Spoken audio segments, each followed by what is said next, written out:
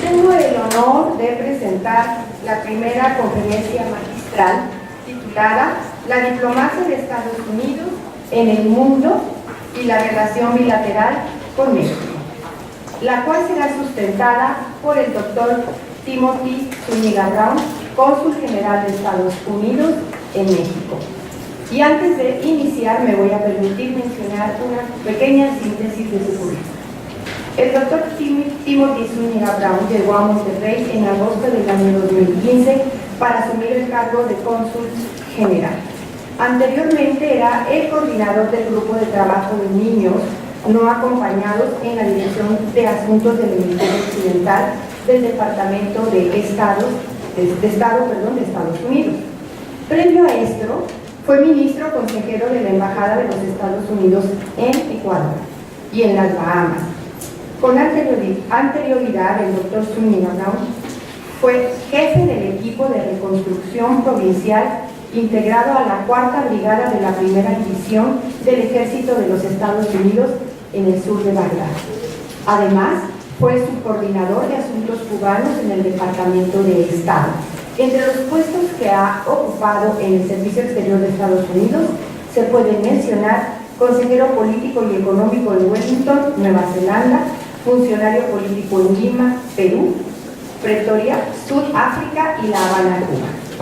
Fue vicecónsul en la ciudad de Panamá y en Durban, Sudáfrica. También trabajó como subdirector de la Oficina de Asuntos de Europa del Sur y como encargado del área del Pacífico Sur. El doctor es graduado de la American University y del National War College. Es oriundo del estado de Nevada. Bien, pues, sin más preámbulo, agradecemos la presencia del doctor Zúñiga Brown y le damos la más cordial bienvenida y le solicitamos que nos haga favor de acompañarnos. Buenos días a todos y es un gran placer estar en tan grata compañía. Agradezco la invitación que me han hecho. Quisiera primeramente agradecer a las autoridades universitarias y a la Facultad de Trabajo Social y Desarrollo Humano, directora María Teresa Obregón Morales, doctor Manuel Ribeiro Ferreira, doctor Raúl Eduardo López Estrada, estudiantes y presentes, amigos todos. La embajadora Jacobson con frecuencia caracteriza las relaciones entre ambos países como sólido y vital. Estoy completamente de acuerdo porque México es uno de los socios más cercanos y más apreciados de mi país.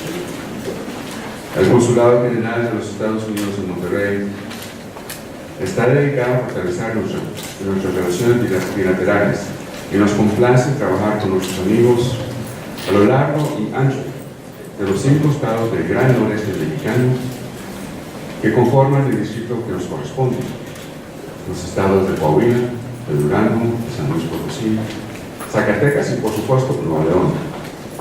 El consulado es mejor conocido por las visas que emitimos a los que viajan a los Estados Unidos por varias razones, incluso los estudios.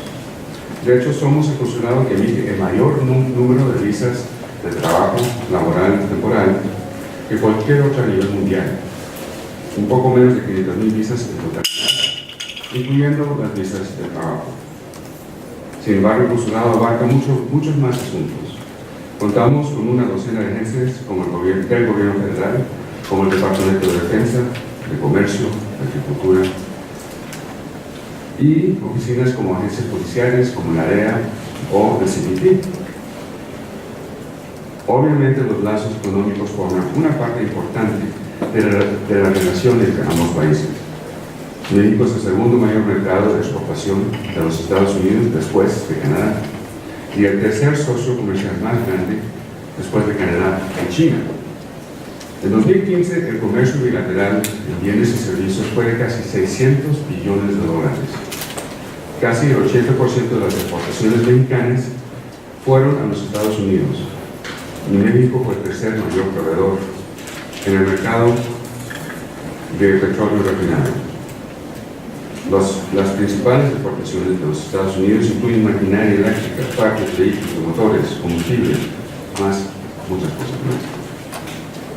México es el primer, segundo, tercer destino de exportación de los Estados Unidos, de 33 de los 50 estados. Hoy estamos renegociando el Tratado de Libre Comercio. Este acuerdo importante entró en vigor hace más de 23 años y quizás valga la pena acordarse que ya ha sido modificado 11 veces. El U.S. Trade Representative Robert Lighthizer reconoció que muchos estadounidenses se han beneficiado de NAFTA, pero también fue claro que para innumerables estadounidenses este acuerdo ha fracasado. Él dijo: no podemos ignorar el enorme déficit comercial, los trabajos en manufactura perdidos, los negocios que han cerrado o se han mudado, debido a los incentivos previstos o no, debido al flujo de comercio a través de nuestras dos fronteras. Hemos certificado que al menos 700,000 estadounidenses han perdido sus puestos de trabajo. En 1993, cuando se aprobó el NAFTA, Estados Unidos y México tenían un comercio bilateral relativamente equilibrado. Sin embargo, desde entonces hemos tenido déficits comerciales persistentes. Lighthizer fue claro en decir que no estamos interesados en un mero ajuste de algunas disposiciones ni un par de capítulos actualizados. Citó algunos ejemplos en concreto de lo que quisiera ver mi país. Asegurar que los enormes déficits comerciales no continúen. Las reglas de origen, particularmente en automóviles y partes de automóviles, deben requerir un contenido más alto de NAFTA, contenido sustancial de los Estados Unidos.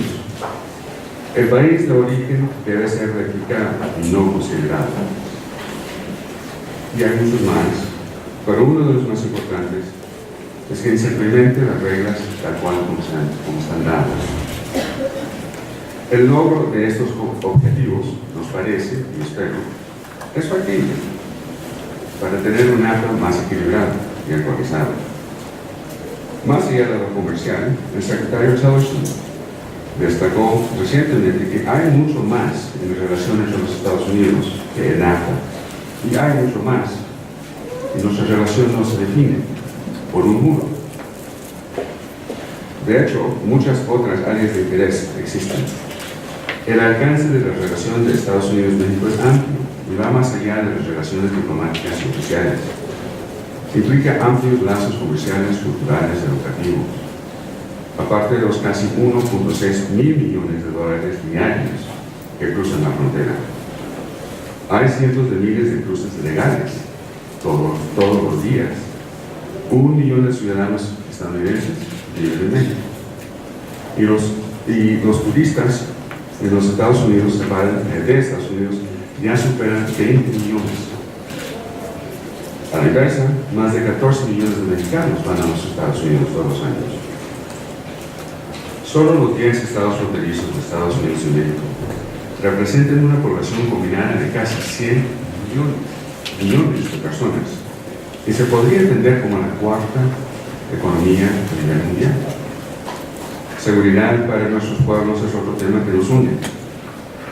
Hay que reconocer que los grupos criminales más despiadados del mundo siguen desafiando a las instituciones del orden, alimentadas por armas y ganancias ilícitas derivadas de sus actividades en los Estados Unidos, y reconocemos ampliamente que el consumo en los Estados Unidos es el trasfondo del tema.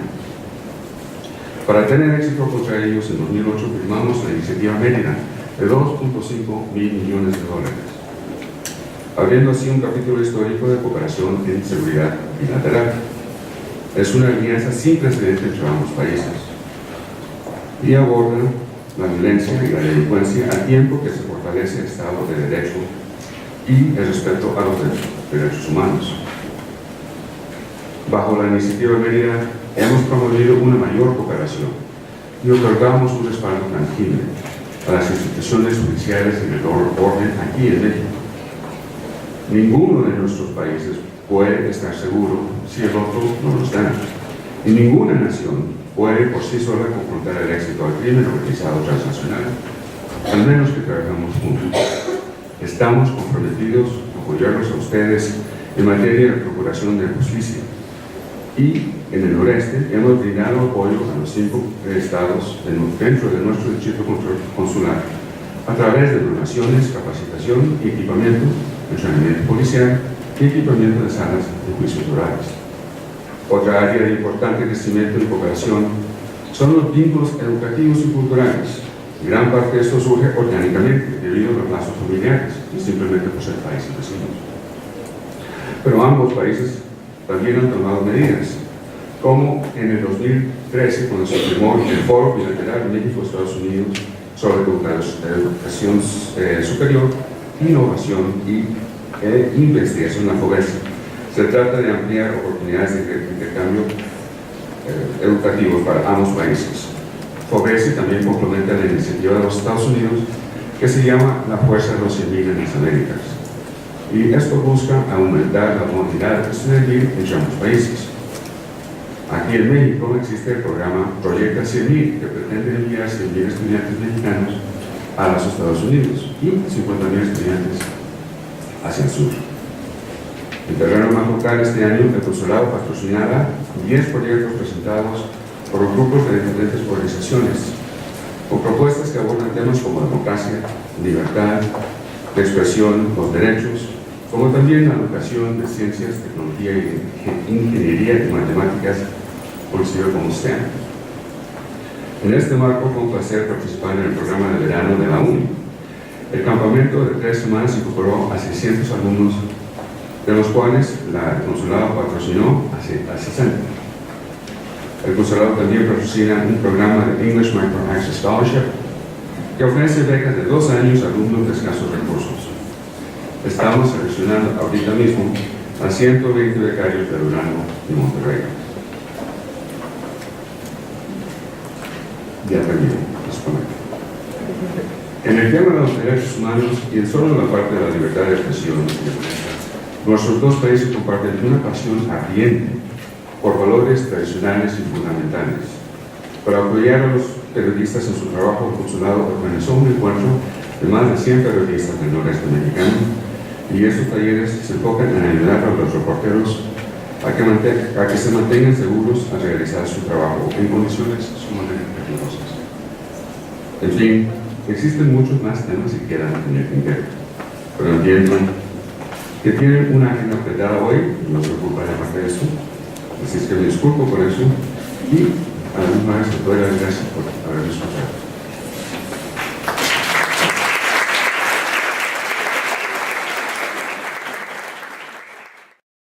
El doctor muy amablemente nos dice que tiene un poco de tiempo para contestar alguna pregunta que tenga el auditorio sobre el tema que estuvo trabajando. Si hay alguien que quiere anotarla, hablarle a las edecanes para que la pueda leer o decirla, pues adelante si hay alguna pregunta. Buenos días, muchas gracias por los comentarios.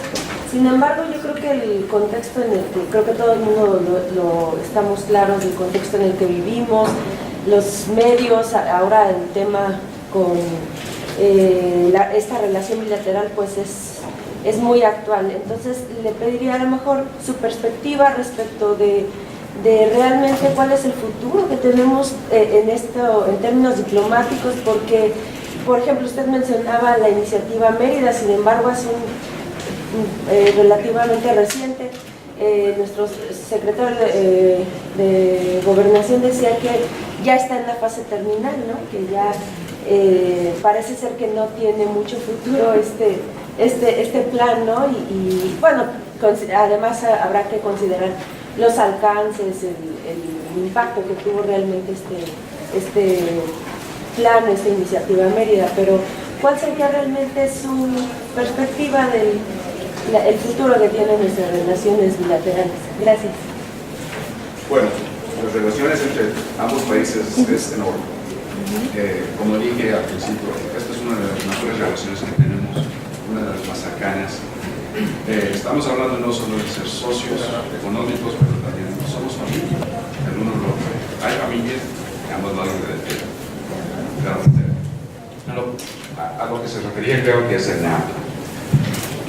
Uno de los comentarios que más me gustó escuchar en estas últimas semanas fue justamente del secretario Oaxaca, que advirtió a sus colegas, estaba hablando con algunos de los miembros del cuerpo diplomático, y digo que acuérdense que en cualquier negociación van a haber días buenos y van a haber días malos.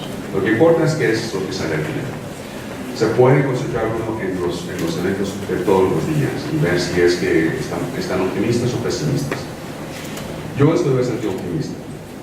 La idea de todos los lados, cuando empezaron también, dijeron, Lighthizer, no me acuerdo de la canadiense, pero también el señor Guajardo, el secretario Guajardo, dijeron que al fin y al cabo esta es una región muy importante y se quiere buscar un ganar-ganar. Ahora, como dije, hay serios, hay puntos que nosotros estamos buscando. Todos esos se pueden negociar.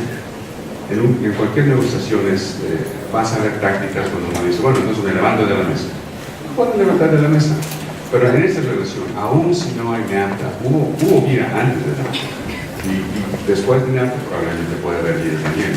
Mejor si se da la confianza a los hombres de negocio para que el sector de las empresas privadas tenga seguridad cuando hacen inversiones a largo plazo. Y eso es importante, porque si construyes una planta y la planta debe durar 50 años, tener un poco de confianza que los países van a mantener. Aquí lo que estamos hablando es más bien perfeccionar, actualizar algunos de los capítulos, y eso se ha hecho 11 veces antes. O sea, hay personas que piensan que nada nunca está tocando, y no es verdad. Siempre se quiere actualizar un tratado, sobre todo un tratado tan importante en tramos con eso. Así es que cuando ves durante las conversaciones que alguien está molesto, que van a hacer una cosa X, piensa quizás que el resultado final es lo que uno debe esperar. No sé si eso ayuda o te reconforta un poco. Gracias. Muchas gracias. ¿Hay alguna otra pregunta? Perdón. Sí, buenos días. Pues la exposición le agradezco, ¿verdad? Porque no una información valiosa. Pero creo que se omitió, ¿verdad? Lo que tiene que ver con una actitud beligerante por parte del presidente de Estados Unidos hacia México.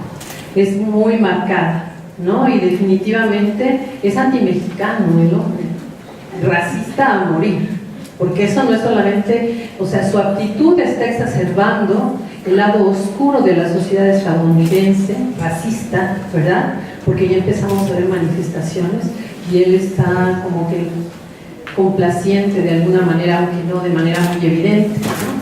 Pero ¿qué podemos esperar, verdad, de esta segunda etapa de negociación del Tratado de Libre Comercio, verdad? En donde generalmente, o sea, Estados Unidos históricamente ha tenido una relación ventajosa con los Estados Unidos, con nosotros como país, ¿no? O sea, muchas cuestiones que pues han beneficiado a los Estados Unidos. No sé ahora, ¿verdad?, que ya incluso nuestra industria petrolera, que ya fue privatizada y que está en manos, ¿no? O sea, yo digo, ¿qué más ventajas quieren, no? Entonces, y ante digamos, este panorama hostil por parte del presidente, ¿verdad?, y en donde, pues bueno, se habla siempre de una relación muy hermana, muy todo, pero nada paritaria, ¿no? Eso sí quiero hacer mucho el énfasis, ¿verdad? Y siempre a costa, pues por ejemplo, nuestros migrantes, ¿verdad?, que van a Estados Unidos, pues no le han quitado el trabajo a los Estados Unidos, a los estadounidenses.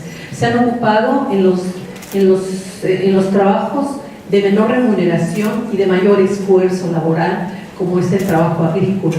Y trabajan también en los servicios, en los restaurantes, con largas jornadas de trabajo, con salarios muy mal pagados, trabajos precarios, ¿verdad? Yo digo, ante ese tipo de cuestiones, ¿qué pasa, no? O sea, pues no, o sea, yo ahí sí cuestiono mucho, ¿no? Porque no creo que pues no debe establecerse sobre otras bases. No sé usted qué opina. Hay muchas cosas que han dicho. Acuérdense que yo soy diplomático y mi trabajo es explicar lo que pueda la política de mi país, y como miembro del Ejecutivo represento al presidente. El presidente también ha dicho que le gustan mucho los mexicanos, el presidente también ha dicho que lo que lo molesta del NAFTA son la pérdida de trabajos. En estas negociaciones, como cualquier otra negociaciones, cuando se está negociando entre países, cada país tiene que representar sus propios intereses y tiene que representar a su propio pueblo. ¿Qué es lo que está pasando aquí? Como dije, 700,000 trabajos bien remunerados es importante y eso se han perdido. Algunos de ellos han venido aquí. Antes del NAFTA, cuando era esa época, el flujo de comercio era más o menos equilibrado, no equitativo, pero equilibrado. Y pues sí, eso es lo que están negociando ahora. A ver si se puede revertir eso para tener más equilibrio en las relaciones. Siempre es bueno tener un equilibrio en las relaciones. O sea, algunos trabajos no vienen aquí y algunos trabajos se vienen para allá. Pero no sucede así. Estamos hablando de una diferencia bastante grande. Los Estados Unidos, como ustedes ya saben, es la potencia económica mundial más grande del mundo. Aproximadamente 18 trillones de dólares. México está en el 10º lugar, con más o menos $1 trillón, más o menos. Es el acceso al mercado americano que están buscando ustedes. Es un mercado con una población bastante bonita. En esa relación, obviamente, nosotros tuvimos la idea de tener el NAFTA en el primer lugar. No creo que se haya dicho que no se quiere mantener el comercio con ustedes. En el tema migratorio, lo que ha dicho el presidente es que lo que no quiere es la migración incorrecta, medida ilegal, la palabra que le quiero poner a ustedes. Pero lo que ha hablado es de la migración incorrecta. Es que hay muchos que están viniendo de forma incorrecta, y no solo ustedes, en muchos otros países también. Si eso se pudiese cambiar, y este es un presidente que en ese tema migratorio sí tiene credibilidad. Hay algunas palabras que no me salen, pero sí, este presidente tiene credibilidad para, ojalá, tener un arreglo, ojalá sea permanente o bastante positivo, en asuntos migratorios. Si ese es el caso, entonces hay una oportunidad. Yo siempre he dicho que no llegues a nada con nosotros, pero lo que sí puedo decir es que en ese momento, cuando él manda uno de esos mensajes, lo que sí se puede ver inmediatamente es una transparencia en lo que está pensando. Y lo que está pensando es que tiene México en mente. Y yo diría que eso es positivo, de la manera que en estas negociaciones vamos a tener una negociación que cae a la forma que quiere el presidente, que es bastante bueno para cuando se tiene que ir al Congreso para tratar de poner cualquier cambio que se han hecho en el tratado, que podría ser muy interesante. Y va a ser muy beneficioso para esa fase. Porque los tres países, al fin y al cabo, tendrán que regresar a sus congresos para presentar lo que se ha negociado. Y en la medida que no sea positivo para uno de los socios o otro, o no es suficiente positivo, porque se trata de un ganar-ganar, entonces puede haber problemas. En nuestro sistema, ahora tenemos el Fast Track Authority, pero ese Fast Track Authority también es posible que se nos termine, porque se tiene que renovar en el Congreso, teniendo el apoyo del presidente para lo que se ha negociado sumamente importante. Muchas gracias. Y bueno, sí, espero. ¿Hay alguna otra pregunta? Sí, buen día. Entiendo el sentido pragmático del presidente de los Estados Unidos de querer abandonar el NAFTA, lo entiendo perfectamente, está sustentado en el déficit comercial y hasta entiendo la parte migratoria. Sin embargo, cuando usted es diplomático, usted sabe que la diplomacia es a largo plazo y la diplomacia construye la credibilidad de una nación en el escenario internacional. Cuando yo reviso la historia diplomática de Estados Unidos, me encuentro con que tiene por lo menos un siglo, quizás más, en ser the leader of the free world. Estados Unidos comanda la idea que a mí me agrada de tirar las barreras comerciales, de tirar las barreras para servicios, para personas, y de verdad es una idea que es muy agradable. Cuando veo hoy al presidente de los Estados Unidos en este año, me pareciera que va a contracorriente de toda la historia diplomática, incluyendo demócratas y republicanos. Le digo, entiendo el sentido pragmático, sin embargo, me hace un poco de ruido y me me preocupa un poco que la postura diplomática de Estados Unidos en este momento pudiera estar dañando su credibilidad en el largo plazo, porque insisto con esto, y antes de pedirle su opinión, la credibilidad en diplomacia trasciende a quien está en el poder, trasciende épocas, trasciende décadas, y pues por ejemplo, sí creo que está México, que se ha pegado a su doctrina Estrada a través de más de 8 décadas, sin importar quién sea en el poder. ¿No le preocupa un poco esto? Digo, entendiendo las razones, ¿no le preocupa un poco que se llegue a dañar la posición diplomática de los Estados Unidos? Pues no, porque me preocupa bastante. Te concedo la razón en ese punto. Para mí lo más importante que se puede perder durante esta fase es los sentimientos de amistad, porque lo de familia pues no se quita, no puedes escoger tu familia, pero sí tus amigos, lo entiendo muy bien. Recomiendo que ustedes estén interesados en estudiar sobre las negociaciones, que se den cuenta que hay posturas que se toman también. Y parte de eso, a mí lo que me da un punto que me hicieron que me fue muy útil, fue cuando alguien recomendó que le leyera el libro que sacó Trump hace muchos años. Ese libro es muy interesante. Y es sobre The Art of the Deal, el arte de las negociaciones. Es interesante su postura y es muy fuerte el arranque, pero lo que se busca entonces es tener un acuerdo satisfactorio a la parte negociante al final. Así es que sí, van a haber muchas posturas. Como dijo el secretario Oaxaca, van a haber días muy buenos y días muy malos. Lo que se quiere ver es que eso va a salir al final. Y eso no lo sé. Los detalles los están manejando los negociadores directamente. Pero en la diplomacia, yo también he tenido que participar en algunas negociaciones donde tenía instrucciones muy explícitas de qué postura tomar. Es interesante. Lean el libro. Muchas gracias. Bueno, pues le damos un fuerte aplauso al doctor.